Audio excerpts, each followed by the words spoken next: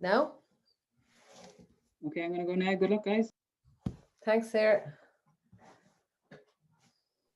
Yeah, you could start now, Brita. Okay.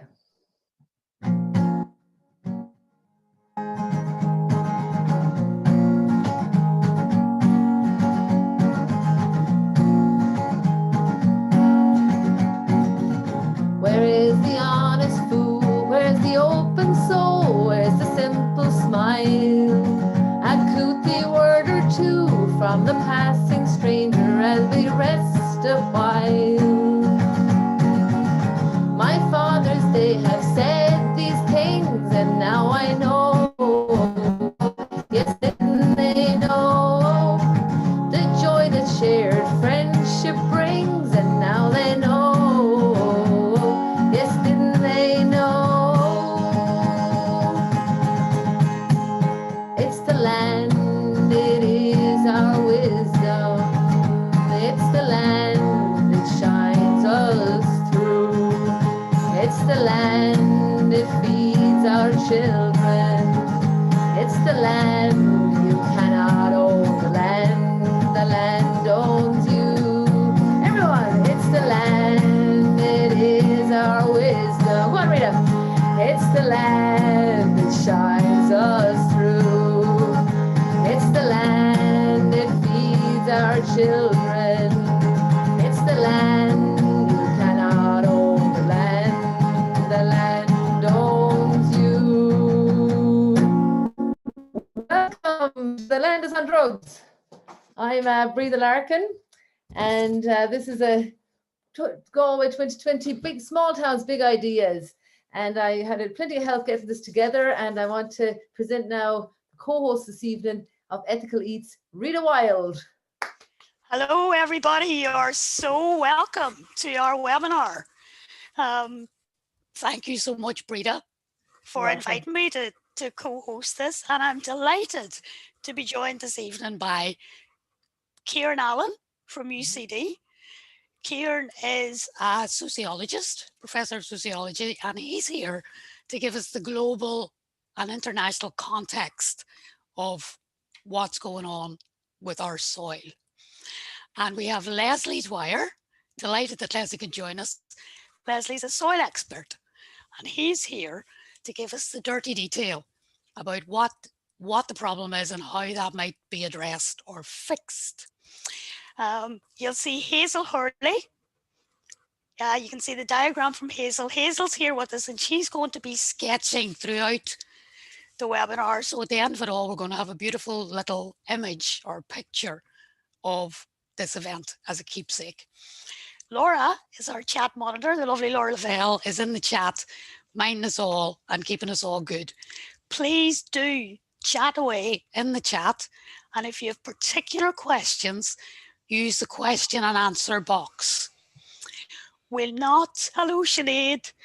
And this is Sinead Moran, who is our farmer here to talk to us about what she's doing. Now with the raised hands, we'll not generally use the raised hand. If you have a question, pop it in the Q&A and we'll come to it. This event is live captioned. So you'll see down here, you've got a little button that says closed captions. If you click on that, our live captioner, Michelle, is in there typing away with everything that's being said. And it's very interesting also to follow that, even if you don't need to use it. Of course, we have Brita Larkin. So Brita, comedian, extraordinaire, farmer's daughter, an activist. We have Sarah, who you'll see there. Sarah's our tech, and she's making sure everything's Sarah Comiskey, and she's making sure everything runs behind us. We also have Elaine Feeney as a guest that you saw on the poster, but we're using a recording of Elaine because sadly she wasn't able to join us live tonight. So that's now I'm wondering, have any more housekeeping? Throughout the event, we'll be popping things into the chat, like people's email addresses or websites, and also the donor box. So we'll put a link in for donor box, and if you like, you can make a contribution to Talamh Bio, which will be used for further education videos. And that link will get popped into the chat as we go. So I think, without further ado, I am going to ask Breda to come here now and tell me, what is the story with the land is on drugs? How did that happen? Well, hi Rita, hi everyone. Thanks for being here tonight with us all. Well, this was, 2 years ago, Galway 2020, and got the funding. I thought, right, Galway 2020, 10-10-20 fell unfair time on the slow. I'm going to do a big agricultural event about synthetic nitrogen, 10-10-20. And because I grew up on a farm myself, and I remember well shaking manure and all that, and never really passed much remarks on it. It was just about growing grass. I mean, I'm a farmer's daughter, grew up, in the rural Ireland. We had plenty of things to keep our mind occupied, naming cows. We had all different types of cows, like long tits, short tail, dog hater, rogue. They all suited different personalities of the children. And we had a nice idyllic country living. My father raised six, and mother raised six of us on the farm. So we had lovely things we'd like to do. We used to sit in the wall and watch the cow and the bull make love. That was one of the favorite things to do, really. And I used to play school with the calves. Remember, my Ella was into teaching them how to read and things, and I liked to do a bit of PE with them. So I'd as one calf now I took a particular interest in. He's very athletic.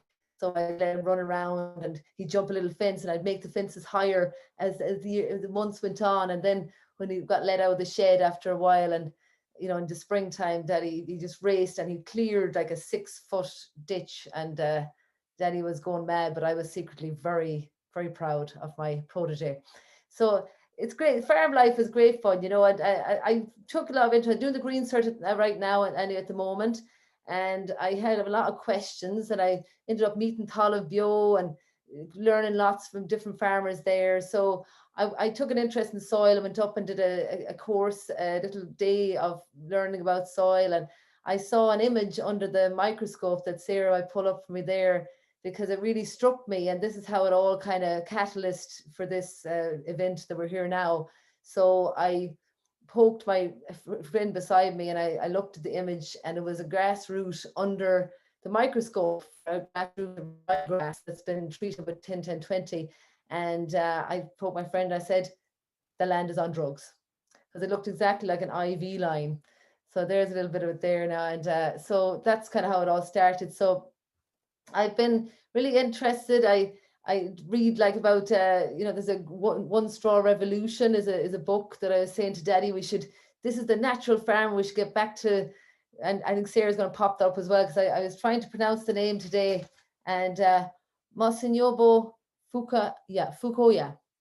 I'm probably saying it wrong, but One Straw Revolution is like, I said, Daddy, it's do nothing farming. And he's like, oh, you'd love that, all right, do nothing farming. So he's so, but I find this an extraordinary read, and it's like it was written in the 40s, and it's more relevant today than ever. So that's definitely a Bible for me.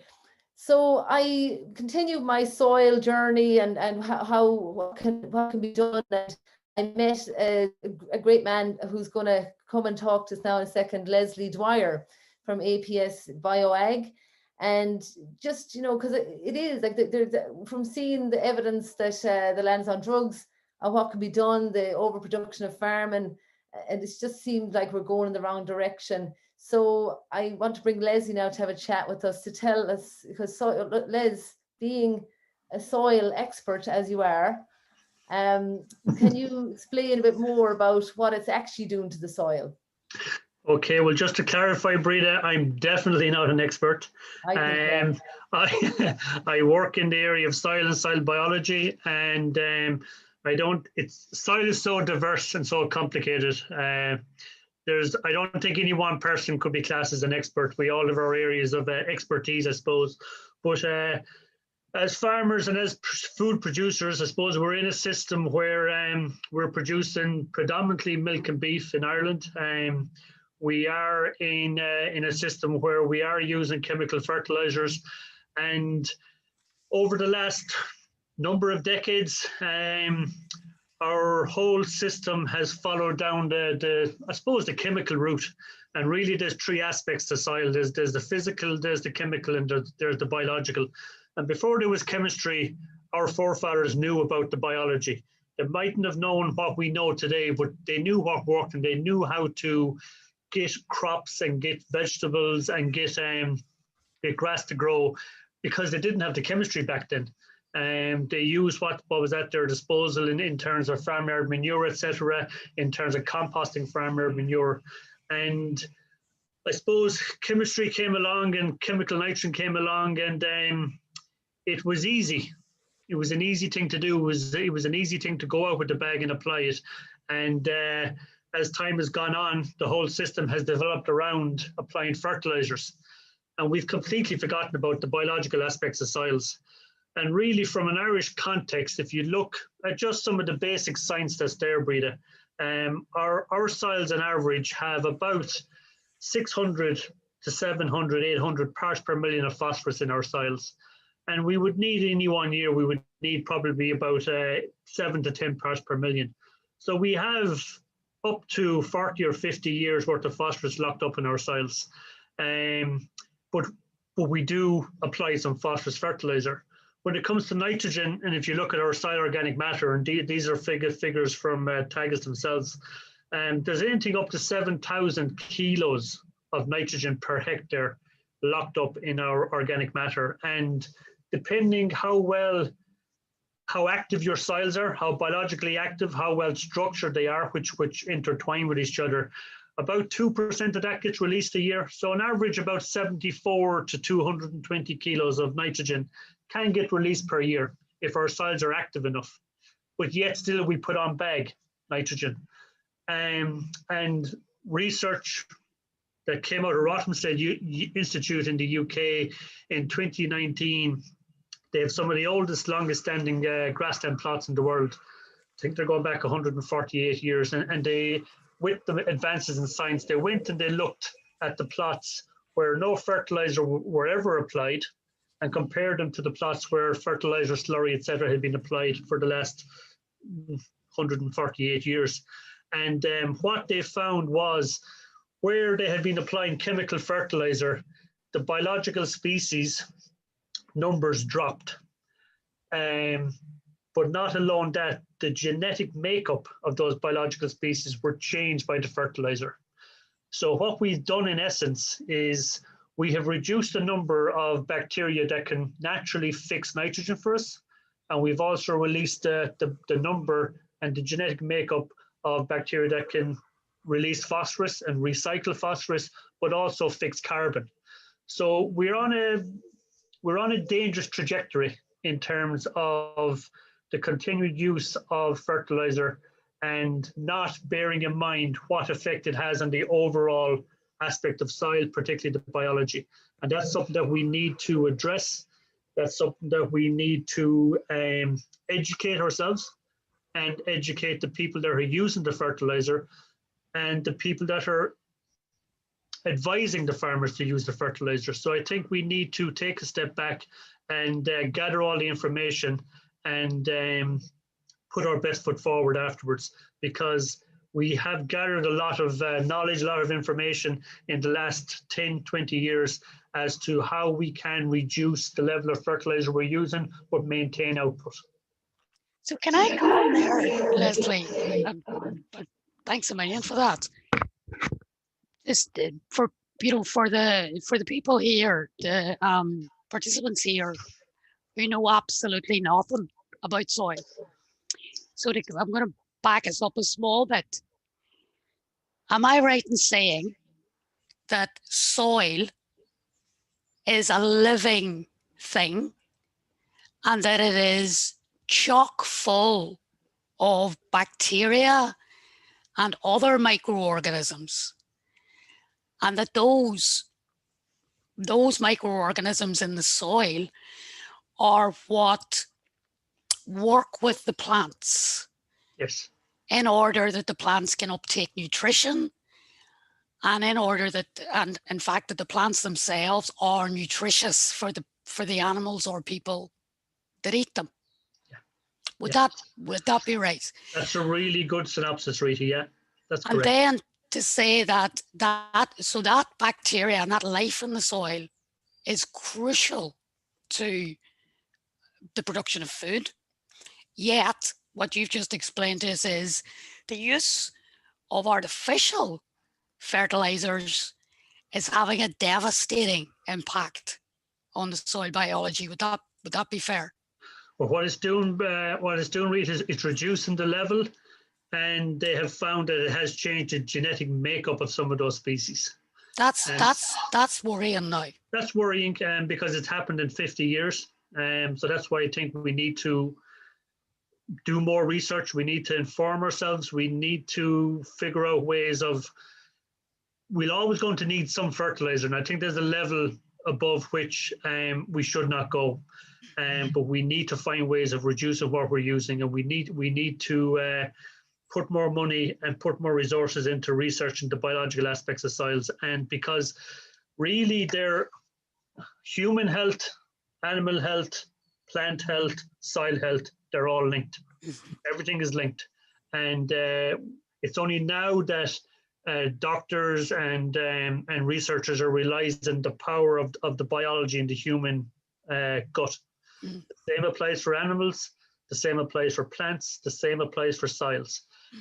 Biology is, I think, probably one of the greatest unknowns, and probably the one facet of Mother Earth that we can tap into to improve our general health and our general well-being. And absolutely, the biological side of soils, in terms of the bacteria, the funguses, viruses, are a crucial aspect of soils. And there's a whole litany of the soil food web that we need to inform ourselves about, and that we need to get a grasp of quickly, so that we can make informed decisions about how we grow our crops. And Leslie, I have heard that globally soil is being lost at an alarming rate. And I've heard, I don't know what the figure is now, but something like we've only got 50 harvests left if we don't intervene to stop the destruction of soil. Do you think Irish farmers are aware of this? Or are they aware of just how precarious this is? Simple answer is no, Rita. The situation isn't as dire in Ireland as it is in other countries. In arable systems, soil loss and soil erosion is a massive issue. In Ireland, because of our grassland, it's less of an issue. It still is an issue. In arable systems, in our traditional plough till sow, it is an issue. There is steps being taken to address it, but I don't think enough resources is put into education about soil and protecting soil health. Absolutely. Well, I came in there because I'm doing the green cert, and you know, there really is, while we do learn about the soil web, we also are told in our books to continuously use synthetic nitrogen. So really, I think we were discussing before that they need to be retrained, really. Because I know my father, the reason I started thinking something was changing, because he said when he was young, he'd shine a light on the grass, shine a torch, and he'd hear the thunder and sound of all the earthworms going down on the ground. But it's pretty silent at the moment out there. But thanks so much, Leslie, because I'm going to bring in a farmer that really inspired me now, who's running her own micro dairy in Ballyhonus, County Mayo. She's a very inspiring person, because I brought my father to see her farm, to see her do the methods of the mob grazing, and you know, she's a circular economy. So welcome, please, Sinead Moran of Glenbuoy Farm, all the way from Mayo. Yay! Yay! Mayo fan. So Sinead, tell us a bit about your farm and National Farming for, I like your award back there, Farming for Nature Ambassador. Yeah, My backdrop. member. Yeah. Tell us particularly about your soil. Tell us all about your lovely soil as well, Sinead. Like as Leslie said, I think it's hard for anyone to be a soil expert, and I'm definitely no soil expert, but I can tell the life in our soil just from, I suppose, what's above the soil. because if you think as the soil is your foundation, then you have what's above it. Then you have, in our case, what grazes, and then you have what we take off that grazing animal. And so we're really, really lucky that the farm that we now farm was never farmed intensely. So it wasn't, there wasn't synthetic nitrogen in it in I don't know how long. So not only was there no synthetic nitrogen, but because we didn't farm it between when my partner inherited it and before we put livestock on it, it had gotten a serious amount of rest, and that has brought this mass of biodiversity into it. But what we did notice was that as we began to graze it and we began to manage it, as Breda mentioned, through mob grazing and holistic management, that kind of thing, we actually noticed that we were helping to actually spread the diversity as well. So in the first year, we had cow slip in one corner of the field. By year 3, we've had it in another area of the field. So the cows are helping to spread that as well with what we graze. So the Dave Beecher, the soil preacher, Breda's already mentioned him. He always says dig a hole and smell the soil. And yeah, we've dig some holes and it smells good. So I think, as I said, from above it, you can see that there's obviously good life below.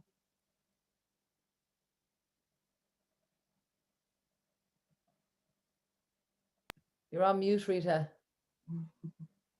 Yeah, Rita has a burning question here, Sinead. I have. That is the story of my life, is not forgetting to mute. You're really bucking the trend, Sinead, because you're small scale dairy farming. And it's all about huge scale dairy farming. And Breda tells me you have a lovely story about trying to buy some equipment for your dairy. Yeah, so when we were deciding that we wanted to, we were farming as a suckler farm part-time, and while we were still making more than the average suckler farmer because we weren't using synthetic inputs and we were able to control that end of it, we couldn't control the output price. So we started to look into different options, and we were meeting loads of different farmers doing things differently. And we were talking with MJ's family, and they told us the old stories about the Glanbui, which was the butter field, et cetera, et cetera. So we decided we'd go with this idea of being a micro dairy, and that we'd milk cows the old school way and we'd bottle and sell direct. So the first thing is to research where will I get a milking machine? What are the prices like? What's the budget? And I started to ring around for a 4-unit milking unit. And the first place I rang, the guy answered and he was like, how are you, blah, blah, blah. And I said, yeah, look, we're new to dairy, so I don't know much. And he's like, that's no bothers, I'm here to help you, etc., etc. And I said, I'm looking for a quote for a 4-unit milking parlour. And he was like, a 40-unit parlour. And I was like, no, a 4-unit parlour. And he's like, 4? And I said, yeah, 4. And he's like, 1, 2, 3, 4. That's it, 4. I was like, yeah. And he's like, geez, I'll have to get back to you on that. He never got back to me. Like, it was just not worth it in his case. So yeah, so we got a second half one of a farmer who's actually going bigger. So we've kind of won on that side of it. Like we're bucking the trend purely because we are small scale, and to be the way agriculture is right now at our scale, we have to control input. We also have to control output if we want to make a sustainable living. But I don't think that small is always just the beautiful. Big farms have such potential to be just as beautiful if they're supported, I suppose, to farm differently. Whether that's through education or cap supports or et cetera, et cetera. Big isn't always bad. It can be great. Like that's interesting, because you don't hear that much, Sinead. You hear that big is bad and small is better. So how could big be okay?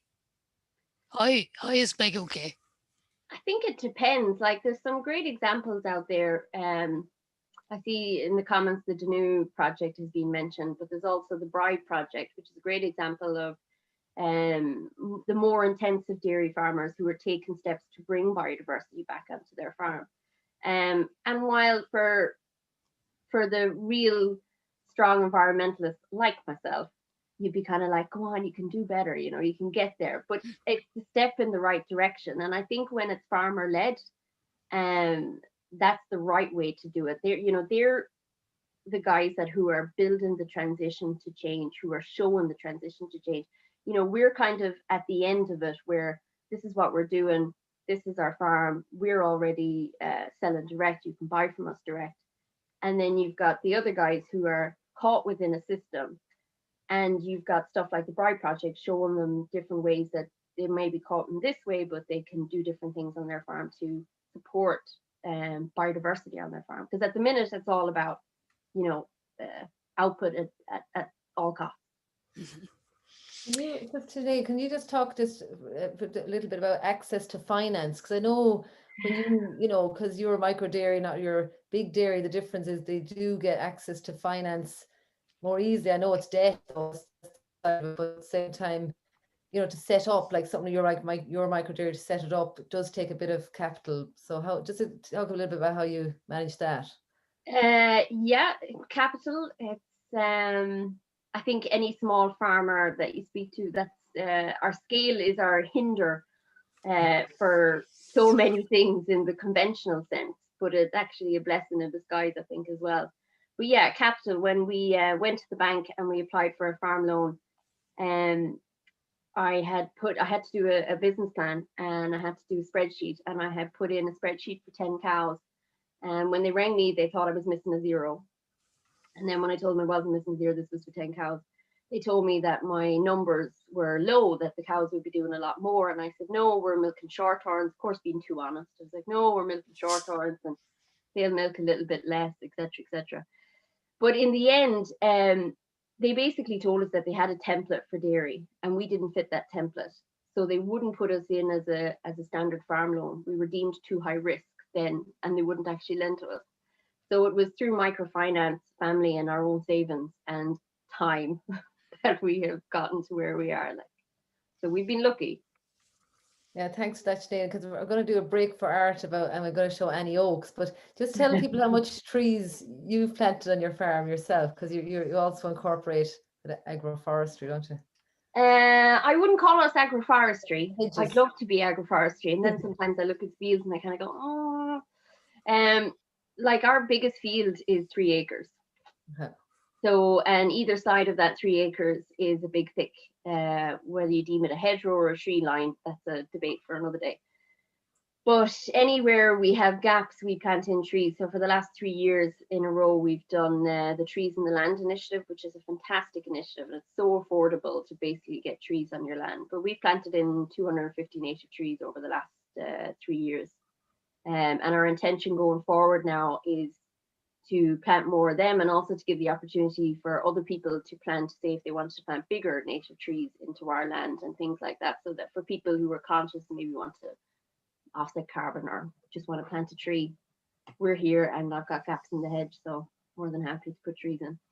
Gaps in the hedge, but that's what women in farming was growing up, wasn't it, Sinead? Yeah, pretty much. My role was to stand in a gap. Stand in the gap. The role of women. Thanks so much, Sinead. It's great to talk all evening. But again, if you want to know more about your farm, you're great on Instagram, Glenbuoy Farm. Follow them on Instagram because it's great. See a lovely farm production. And thanks to Sinead. So we'll have a break for art and show the video, because this Galway 2020 is funded. I did a rap and a music video, so you can sit back and enjoy now and have a love trees. Roll it there, Sarah.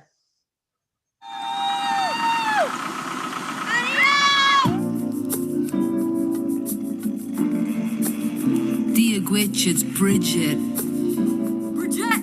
Keeper of the land. We need to plant more native trees. Respect your elders and your elders. It's Bridget and her garden hose. Let me tell you about ash trees. 20K cut a year just for Hurleys. Finna fall like my rhyme said, be acting tight. Made a rash decision with zero foresight. Important trees from across the seas, bringing ash to the knees. Now they're all diseased. Why you mad, Finna fall? We're just spitting facts. Because you being cheap, brought in ash dye back. Scott's fine, she's fine. Tall and majestic, oh yeah, she's Celtic, a forest years I spade some seeds in you. Hawthorn, she's a witch's tree, full of magic, healing, and mystery. In the middle of the field she stands alone. No one dares cut her down cause they're turned to stone. Adios, adios, adios, adios, adios, adios. 3% native trees, that's a travesty. That statement should be a blasphemy. Sit in the cabaret and plant some trees so the next generation can breathe. Willow, can you go? 2%. Willow, can you go? 2%. Now the IFA won't let me be, so let me say. They try to shut me down while planting trees, but the world is empty without the trees. What's up, Quilcha? We're sick of ya planting non-native trees like Sitka. Tons of glyphosate killing good bacteria. You're not fungi, you're diphtheria. Blackthorn, the mother of the woods, sharpen thorns and spikes to protect her goods. Are you slow? Her berries flavor your gin. Think of that next time you be drinking. Her branch, her sap, she's pussier, she's crack. She's willow, use me for biomass. Compass me like an alder tree. Why not plant trees? I asked the women. Let's plant trees. And the women said, well, we would plant trees, but we don't know how. And that started the whole story of let's learn how to plant. And we called the foresters because to plant a tree, you need a diploma. I said, well, I don't think you need a diploma to plant a tree. Birch, it's cold in here. There must be CO2 in the atmosphere. Are you nuts?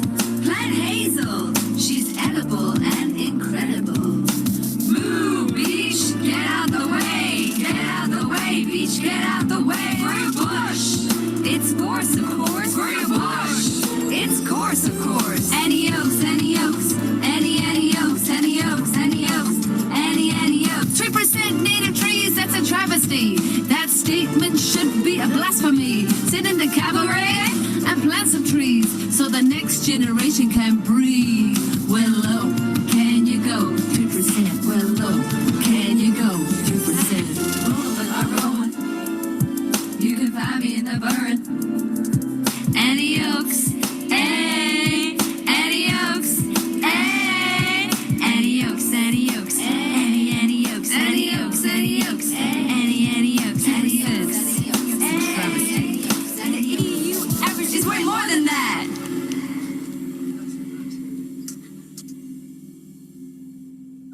Now there you go.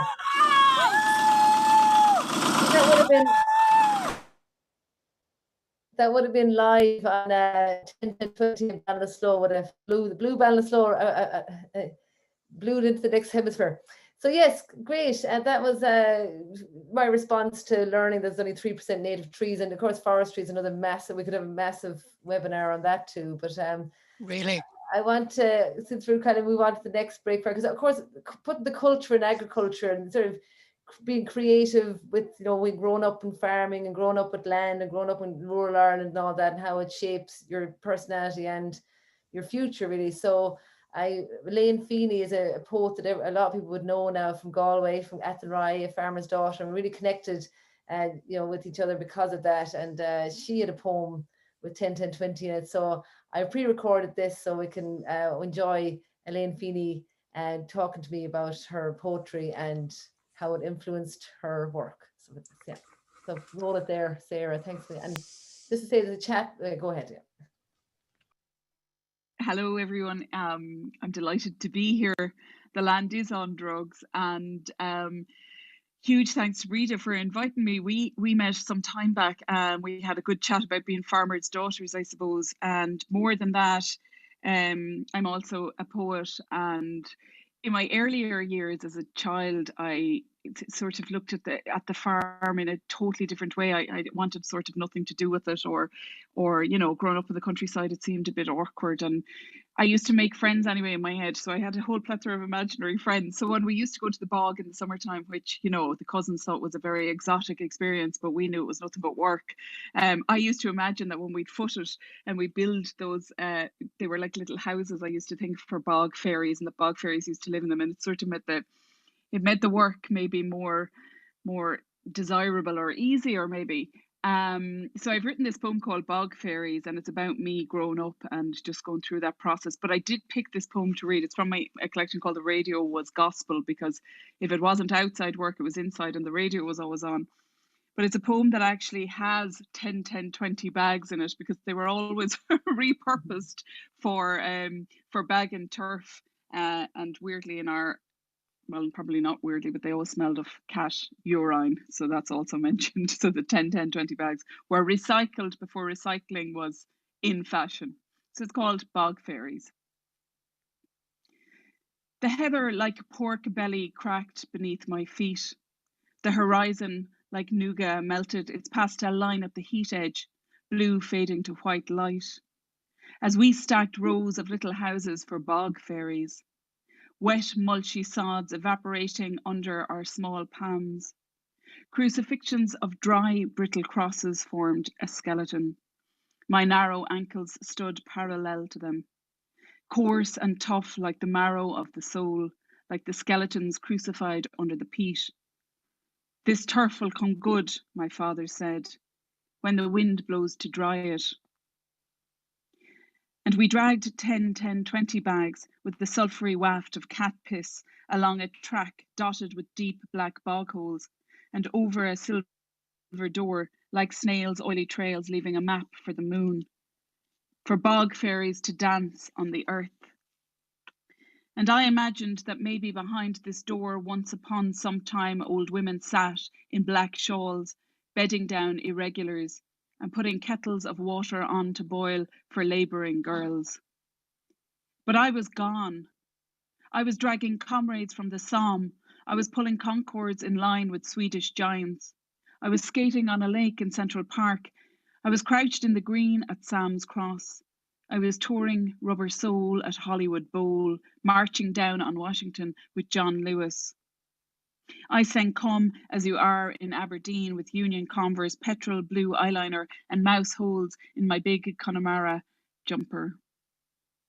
Because I was anyone but me, and I was anywhere but here. We rushed to hurry the work before summer light would fade, because animals need to be washed and fed, and turf needed to be stacked, and all the talk of our youth was said in behind our hands, because light was the ruler as it closed in around us, like the dark on the workmen deep in the Channel Tunnel digging that night. The black light killed the purple heather, yet I danced on the crackle in the dusk. I crackled on the dust in the heather. My dance on the heather turned me to dust. Thank you, Elaine. You're welcome. That brings back memories in the bog, all right. It really is a lovely poem. I love that. Do you remember the bog? And there was a we used to have like repurposed doors because we were great upcycling, and we'd throw them across bog holes to pull the bags. And I always imagined the doors, because it's sort of like those layers of memory from the old house that's often on a farm that's now, you know, derelict, and you took doors down to bring to the bog to pull but it was tough work. Well, we did grow up on the farm. Like, do you see it changing around For you? me, you know, I mean, the road into the city is where everybody's going, and it's a pity, really. You know, I'm really interested in food produce and this sort of farm to table in a few steps. That would really interest me, and I'd love to see something more incentives and you know, I just think the west of Ireland has been a very hard place for people to farm and make a living. Because the culture and agriculture, do you feel growing up in the farm did shape your creativity? Yeah, I didn't realize how absolutely shaped I was by it, and it wasn't always like shaped in a positive way. There's a lot of cruelty on farms that kids are exposed to at a very young age, and you know, I've written a novel, and I realize how much of that cruelty came out in that novel in a way that I wasn't expecting, actually. And for me, I seem to be constantly going back to the land and the environment for answers, because I think it's the only sustainable way we have. And yeah, absolutely, creatively, hugely, both the good, the bad, and the ugly, actually. And again, slightly like when I was a teenager and finished college and so on, slightly embarrassed by it, actually, by it all. Wouldn't have admitted things like, you know, that there was a box cart, or that we dragged 10, 10, 20 bags, or, you know, that it was a time when you could kill an animal and have it in a deep freeze, and that was the way that it worked. And you know, my grandparents would have milked cows and we drank that milk, and I was slightly embarrassed by that because the world was modernizing and it just felt sort of utterly traditional. But I had the great pleasure of interviewing Margaret Atwood just around Christmas, I think, or before Christmas, and we were talking about this and the value of, you know, land and what children can learn from the earth. And she said currency changes very quickly, you know, and there's that saying that, you know, they're not making any more land, but you know, if you can sustain a family from it, it's a powerful asset, you know. And she was fascinating on the value of it and the value of outside and the value of what it can do for you creatively, but also, you know, how you could possibly etch out a living, or, you know, in this pandemic, I suppose, being out in the countryside and having some space has never felt more wonderful in a way, you know. It's shown us a different way. So yeah, it's like I said, I'll be honest and say slightly embarrassed, and now quite proud actually of it as a heritage, as my roots, and I'm really glad it has seeped into the writing, even the way people speak and the language that I would have grown up with. You know, you're asked a lot as a writer what books were at home, you know, and there weren't so many books as there were a lot of stories, and it was a lot of the orality of language and telling stories, and I think that's priceless, you know. Well, there is Elaine Feeney now. Thank you. Just give us a little insight into how growing up on the farm and culture it changes it affects the way you creativity and all that. So it's just the importance of allowing people to actually raise families on farms, and the small farms need to survive. You know what I mean, Rita? What did you think of that?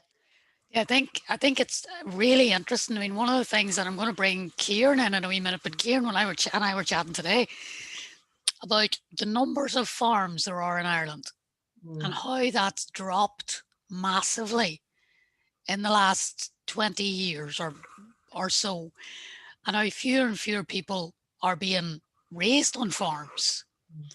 That actually it's a tiny minority of the population in Ireland who are now being raised on farms, which I think is very interesting for a nation of farmers, is how we would have once thought of ourselves. But Kieran, can I invite you to come into the conversation? And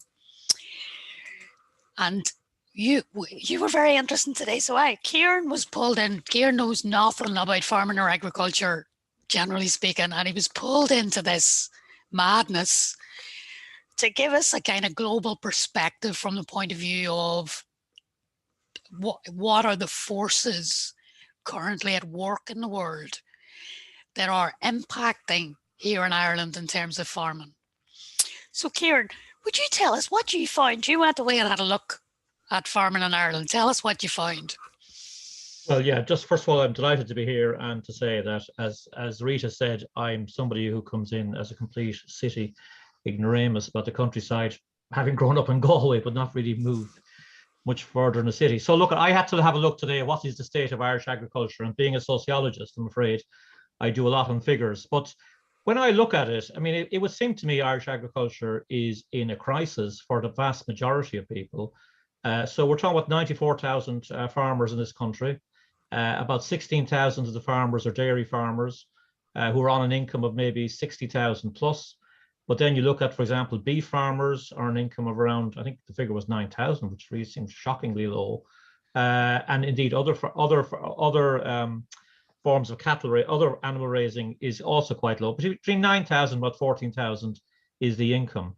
But then when you look at what's happening in terms of the common agricultural policy, it is even more shocking. I mean, you have in Ireland, one of the things that I've noticed over the years is that often official figures will give you information, but they also hide things. So, for example, if you look at the number of farms in Ireland which are over 100 acres, they don't tell you how many is over 150 acres, how many is over 170 acres, but they will tell you how many are under 30 acres or 50 acres and so on. So all we know is there are about 4% of farmers on over 100 acres in Ireland. But what's interesting is they are the people who get most from the Common Agricultural Policy. So if you're on over 100 acres, you are getting, on average, each year, as a direct subsidy from Common Agricultural Policy and other subsidies, you're getting about 58,000 a year as a subsidy. If you're a farmer, however, on let's say on 30 to 50 acres, you're getting a lot less than that. So for me, in many ways, I mean, I see this as the extreme end of a market orientation where Irish agriculture has now been told export your dairy to China, your beef around the world and so on. And that is going to have huge impacts on the vast majority of people who are working on the land. And one of the things we talked about, Kieran, is so I love to know the idea behind a thing, because there's always an idea behind a thing. So you mentioned the market, and we hear all the time about the free market and, you know, the market will decide. Can you explain to us what that actually is? And would you maybe explain to us this idea of neoliberalism, which I think is one of the best kept secrets in the world, that we're not talking about it daily? Right. If you grew up in the 60s like I did and you talked to an economist, at that time there was a character called Milton Friedman around, and he said, by the way, an interview with the Playboy magazine of all places, he says, we were regarded as complete eccentrics by our fellow economists and academics, right? Now, the ideas of people like Milton Friedman and before him Hayek are what dominate our world at the moment. And what is the big idea? The big idea is that if you want to be efficient, and the only way to do that is to compete on the market, there should be no state interference, no public support. It should be a pure market based on competition and based on price competition. That's the simple idea of neoliberalism. Now, what does all that mean? Well, if you look at it in terms of what's happening in Ireland, you can look at, first of all, there's the idea we must create a global market, either through Mercosur or through exporting to China and so on. And what happens here basically is people tell you the market's free and people tell you everybody's got a chance. In reality, because markets are based on competition, people get eliminated. And as a result, you find after a while, there's a monopoly, or more precisely, an oligopoly. In other words, a few very big corporations begin to dominate seed production, or begin to dominate, for example, in Ireland, the dairy industry, or begin to dominate the beef industry. And far from you having competition, what in reality happens in real existing capitalism, as against the theories and so on, you take, for example, Larry Goodman. I mean, Larry Goodman doesn't pay taxes here. He says he's a very proud Irishman. He locates his companies in Luxembourg to avoid tax. He gets about $250,000 each year in EU subsidies. He has a huge farm, I think it's called Bragginstown Farm, that if the price of beef is too high for Mr. Goodman's beef processors, he can draw on cattle himself from his own farm. And therefore, this is not competition. This is, if you like, a market that has produced big corporations, which then come to dominate the small farmer. And that's, if you like, the economic world we live in. And that's what we're looking at in Ireland. So you have Sinead there, and we talked about finance, and a number of people in the chat and in the questions have been really interested in how Sinead manages to make a living. And it's just this very thing is that it's not a fair system. Would that be right, Kieran? I think that's pretty obvious. It's certainly not a fair system. It's also a very unequal system, right? And I mean, look, we live in a country that had some decent values, but increasingly the whole political culture is built on how can we make everything into a market? I mean, 20 years ago, if you put your rubbish outside the door, it was collected by the local authority worker. These days, it's become a business. Waste is a business. And you get these business people who are now collecting your waste. And usually, most of them, this is what happens in Ireland, most of them do not want to pay taxes in this country. They want to have their headquarters in the Isle of Man or Luxembourg and so on. So the world we live in is about turning everything into a commodity, making everybody compete on the market, charging for as much as you can. So they tried to make us charge for water in the past before we beat them back. This is the world we live in. And you have to try to do something about it. And I mean, obviously, what you're starting here on a small scale in terms of offering alternatives is brilliant. But it's important that, if you like, these are brought into a bigger movement that begins to challenge these sort of priorities. Yeah, and this is we chat. We've gone back to everybody in the questions and answers, but we chatted about this today, Kieran, about what do we do as a culture, as a society, to address this. And you and I chatted about lobbies, and I think what you told me something I thought is really interesting and worth everybody knowing, which is you can look up who's lobbying the Irish government. Tell us about that, Kieran. Yeah, you go to, I think it's called lobby.ie. I mean, because of public pressure, it's much, by the way, it's much better in America. In America, you can get much more detailed information, but at least in Ireland, they've been forced to acknowledge who goes in to lobby a government minister. So I was giving you the example today of a company called BlackRock, which most people probably don't know, but it's one of the biggest companies in the world. It's a finance company. It's behind a lot of the investments in all sorts of things. And when I look up lobby.ie, I find they've been in to meet the government minister 20 times in the last year. And they sort of give you a general statement of what they're about, but of course we don't really know what they're going to talk about. Now, my point really to you was, I mean, you were saying to me, we need to build a lobbying organization. And I says, fair enough, but just remember what the word lobbying means. Lobbying means that you are talking as a social movement or as a movement to people in power. You're hoping that people in power will listen to you. Your problem is that those in power are also, to put it bluntly, they're in the pockets of Larry Goodman, they're in the pockets of the American multinationals, they're in pockets of big corporations. So your voice is listened to, but there are structures of power that are against you, and therefore I was on one of the a number of the beef plan movement protests. I thought it was great. I thought that people were coming together, and if you like, saying, listen, we're not just going to be represented by the IFA, because the IFA, in my view, has advocated for the interests of the bigger farmers. I thought you need to build a social movement and form allies across the political spectrum in order to enforce certain demands you want to try to achieve. So therefore, lobbying by itself, you're simply talking to the power. But when you build a social movement and you unite people, then you force them to listen and you force them to make some changes. And this is where I think we have the massive untapped potential here in Ireland. So even though our farm community is getting smaller, every single person in the country eats food. 100% of the population eat food. And that's, I think, who we need to mobilize. It's the eaters who need to be mobilized, because the farmers, the lobby just isn't big enough. Can I just come in there just to say to Kieran about, because Talamh Beo, this event is also in connection with Talamh Beo, the farm organisation I'm in and Sinead's in and stuff. And, we're part of La Via Campesina, which has been challenging neoliberalism for years. And Fergal Anderson, one of the founders, said that.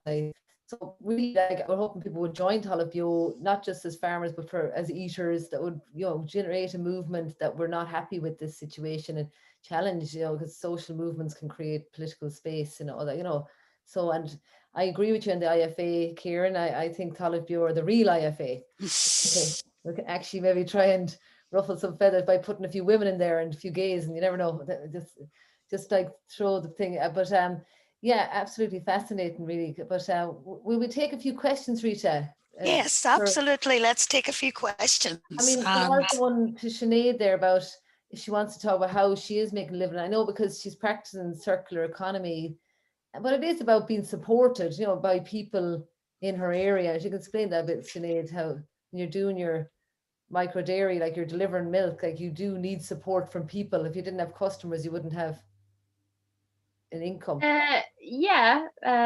Obviously. I'm always quite conscious of, sometimes we've reduced farming to, actually, to be honest, we've reduced everything we've done to economics. And I think for us, we've decided to farm not because we thought, Jesus, we'll be millionaires out of this. I can't wait to, I can buy a brand new 4x4 and drive it all over the place. We did this because we wanted to live a particular lifestyle, and we decided, well, that lifestyle needs about this income, and how best can we do that income? Because we don't get any, supports from the Common Agricultural Policy, as it's been mentioned a few other times. We qualify for what's called the ANC, which is Area of Natural Constraint, because our geography has come in our favor, thanks to Mayo. But bar that, we get nothing else. So, you know, starting from that base, we knew we had to make relationship with. Originally, I'll be honest, we thought that we would have to go further afield, because we had moved back from an urban area to a rural area, and you see that kind of localized food movement happening, I suppose, more to the fore in urban areas. I thought we kind of assumed we'd be shifting milk to urban areas, but through social media and just talking, you know, we've been telling people what we want to do. Like, our season hasn't started officially, and like, we have a waiting list, and people, like, every time I post something on Instagram, people are like, oh my god, there's a calf arrived, is there milk coming soon? And I'm like, no, we feed the calves for a few weeks, then you'll get your milk. You know, and it's building that relationship. You know, it's like us and the income and the lifestyle balance. I think for a lot of people, we're lacking community and we're lacking connection, and it's like the culture in agriculture. Direct food, you know, food from your farm is more than just eating local and being you know, sometimes local organic food can be seen as snobbish. It's more than that. It's a connection, you know. Like, I know my customers by name, they know us. Yep. And it's a community. And that, I think, it's a great thing to build community. Like, that's exactly the bit, I think. And, you know, Kieran was saying this, that when we're looking at the market and we're looking at the product and we're looking at all of that, it loses its human scale. Yeah. But in fact, it's the human scale that will save us. Definitely. Like, if we were to try and compete with big dairy, like, that's just, you know, that was never going to be the case. And you know, we once had a friend that asked us, oh, but you know, why would someone buy your milk when they could buy the same, you know, a litre of milk for 90 cents in the supermarket? And we were like, well, you won't get our milk in the supermarket. That's number one. So, you know, we've had to kind of build relationships in different way. And anyway, people have asked different things there, and I've been answering them as best I can. But you know, what works for us won't work for everyone else. And I think that's the great thing about Talamh Beo. There's so many different farmers doing different things in it. All we are working examples of alternatives. We're not a model. We're not kind of, you know, we have a habit in agriculture to go, this model works. 100 cows on this amount of acreage plus this amount of nitrogen plus this equals this. That's not how it works. You know, we're just different examples of sitting back and kind of going, here's my farm, what can I do off it? What's the income I need? And, you know, can I do it differently? And we're just examples. And what you are is part of an ecosystem. So if we think about, we come back to what Leslie was saying about the soil and how the soil is full of diverse life. And it's that diversity in the soil that directly impacts the diversity above the soil, which you pointed out to so beautifully. And it seems to me that what you're doing and what other Talamh Beo farmers and producers are doing is building an ecosystem of diverse production models, production methods, scale. And that seems to me to be a very healthy, like a healthy soil. Exactly. It's a healthy bed for it. Yeah. I think if there's anything that you can learn from, I think once you step outside the bubble of industrial agriculture and you kind of go, right, I want to dip my feet, and what's the first thing I can do? Just think on a biodiverse. Don't think linear. We need to, you know, we're complex being in a complex system, and unfortunately that requires us to think complex.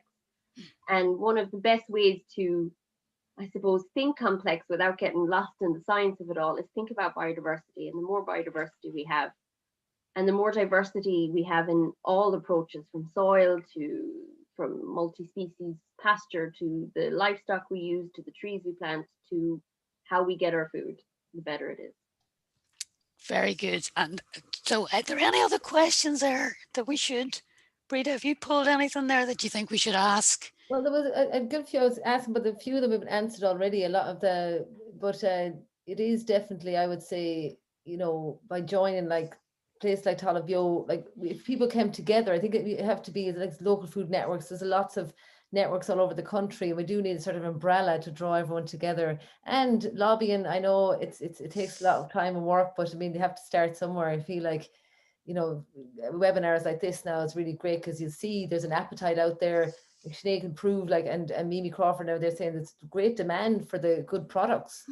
And so it just needs to be supported on a level. And I suppose, because Sinead, you about citizenship, like there is the idea that, you know, if you're not a farmer, but you're a citizen, every euro you spend on food, you're saying this is the system I want. And, you know, that's really very important, you know, so that's what I take from bringing everyone into it. If you eat food, you should be involved, especially the CAP. Everyone should be able to talk about it around the dinner table. But it's just kind of kept quiet, isn't it? A lot of it. But I don't know. There's no other questions. Anyone on the panel have a last comment or anything you want to say? Leslie, anyone there? Yes, Leslie, come back into this, Leslie, now and tell us, what did you think of all this evening? Well, just there's a question there from Sarah Q in asking how hopeful are the panelists of being able to inspire larger scale change, and I would be extremely hopeful for the industry. Change is happening already. Change is happening within the industry itself in terms of the suppliers. The Department of Agriculture are pushing for lower levels of nitrogen to be used. The suppliers have already reacted with supplying lower nitrogen levels in their fertilizer blends.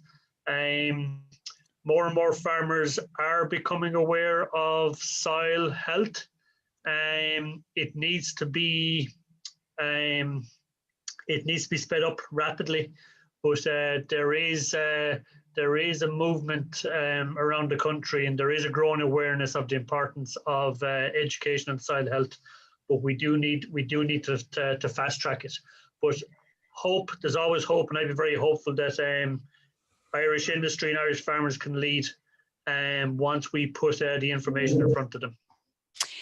Very good. Thank you for that. And Kieran, is there anything you'd like to add to what you've heard or seen? Well, first of all, thanks for inviting me, and I've probably learned far more than I've imparted about the state of Irish agriculture. I do think we are I mean, I'm probably an eternal optimist, but I do think we are in an era of change. I mean, I think, first of all, I think the situation of intensive farming is causing so many problems in the world that even those at the top are beginning to make some changes, like the way what Leslie mentioned there. But I also think there's a mood of questioning about where the world is going at the moment, and whether we're in Mayo or Bangkok, or you look at the farmers in India. I mean, people are coming together in big social movements. And by the way, the reason why the farmers in India are protesting is because they want to withdraw the subsidies, turn it into a pure market, you know, crush people down again. So I think there's a mood for change in the world. I hope so. And I think that after COVID, we're going to see some signs of that, certainly. That's wonderful. That's wonderful to hear, and really hopeful. So, Breda, do you think is it time to pull Hazel in? Yeah, Hazel is our graphic designer for the night, just doing a little doodle in the background and getting inspiration from all the speakers. So, hi, Hazel. Hi, Breda. Hi, Rita. Hi, Hazel. Thank you very much. That was wonderful. Here you are now, the two of you are lovely hosts. We're like twins. I'll just go through. Yeah, really good styling. I'll just go through quickly what I've kind of captured here as a kind of summary.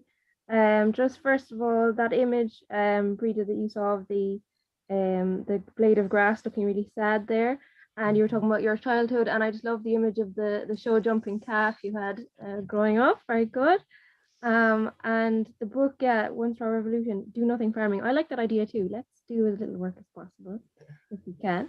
And you were talking about the old knowledge of like farmyard manure and how we've been led down this path, this chemical path with the 10-10-20.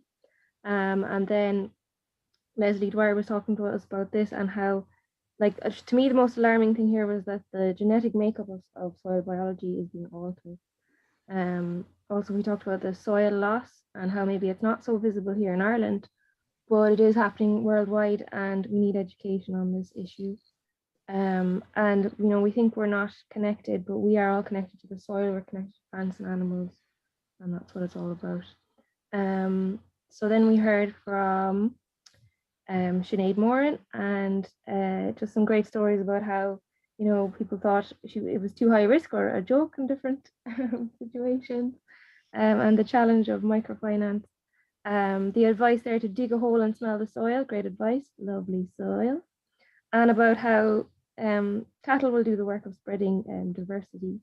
Here's the plant being spread around the farm. Then we have the poem from Elaine, and I love this. Yeah, it was really beautiful, and just her journey from embarrassment to pride, and how she was, you know, her eyes were kind of closed to what was around her. Like she was experiencing the crunch. She remembered the crunch, and she was making up stories to make it more magical, but dreaming of other places. And then, you know, the magic came to her eventually in the end, and she came back to the land. That was her journey. So yeah, just talking then with Dr. Kieran Allen about how the biggest farmers benefit most from the CAP, and you know the big idea here is efficiency, pure market competition, and here we have the big players squeezing out the little guys. Here's a guy falling out here, and it's just, you know, this is unfair, is what he's saying. And then the idea that we need to get a social movement going to lift people out of that situation, to kind of build momentum and let our voices be heard. And then back to Sinead, we were talking about how, you know, we've reduced everything to economics. What about the lifestyle we want and we want to create for ourselves? So that was my summary. Brilliant. Any comments there on that? Brilliant, and brilliant to have that. And Breda will make that available to everybody. She'll send out an email to all of the participants with a PDF of this, so you can print it off and stick it on your fridge. Exactly, and we have a donor box too for Talamh Beo and the group as well for the regenerative agriculture in Malawi. I can never pronounce Malawi. Malawi, that's it. I have a tongue disorder. A dyslexic tongue. I have one of them as well. So that Leslie will tell us a bit more about that, because just about the organisation, Leslie, that because Tirini.org. Are you there, Leslie? Are you there, Leslie? Yeah, sorry, Breda. No, just the organisation. That I just because Talamh Beo, people can donate to Talamh Beo, or they can donate to Tirini organisation, the regenerative agriculture. Yes, it's an organisation. They're doing great work in Africa, educating farmers, educating communities on how to sustainably grow food in a regenerative system. And they've helped thousands of farmers in Africa change their system of agriculture to protect the soil, educate themselves, and then once they educate a village, they move on and they get that village to help the next village, and it moves from there. And it's a fantastic organization for I suppose sustainable production in the third world country who unfortunately have a need for food and a need for sustainable production more so than ourselves. Well, yeah, I wanted to, because I know in Ireland's milk or export, we export 90%, and a lot of it goes to African milk powder to Africans, which undercuts farmers out there. So I've got to, any donations make I donate half it to this organisation, tirini.org, and it's all in the email as well I sent out. You can check it out. So thanks to all my speakers. Thanks to Leslie, Sinead, Kieran, Hazel, brilliant, Sarah and Laura behind the scenes, and of course the wonderful Rita Weil for Ethical Eat. And I'll put an email to everyone with everyone's details you want to follow up. And thanks so much for a great conversation. There was over 300 people registered for this event, so definitely we'll have another one. There's an appetite out there. So I just want to, I'll just do a little verse before to say goodbye, and it's called You Have a Voice. So it's to everyone to, you know, that we have a voice, so we can rise up together and say we want a better food system in Ireland. So thank you and good night to you. Thank you, Breda. You have a voice, a wonderful, beautiful voice, and you have a choice now to open your mouth, hear your voice, and join Talamh Beo. Good night to everyone. Thanks very much. Bye-bye. And thanks to Elaine Feeney as well. She's out there. Bye. Good night, everybody, and thank you all so much. Nice. Thanks, Rita. Thanks a million. And Sarah, Alright, you thanks can everyone. turn Yeah, us thanks, off. Sarah. Thanks, Rita. And Hazel. Amazing. Thanks, everyone. That's great. Thanks a million. Bye. Bye, bye, bye.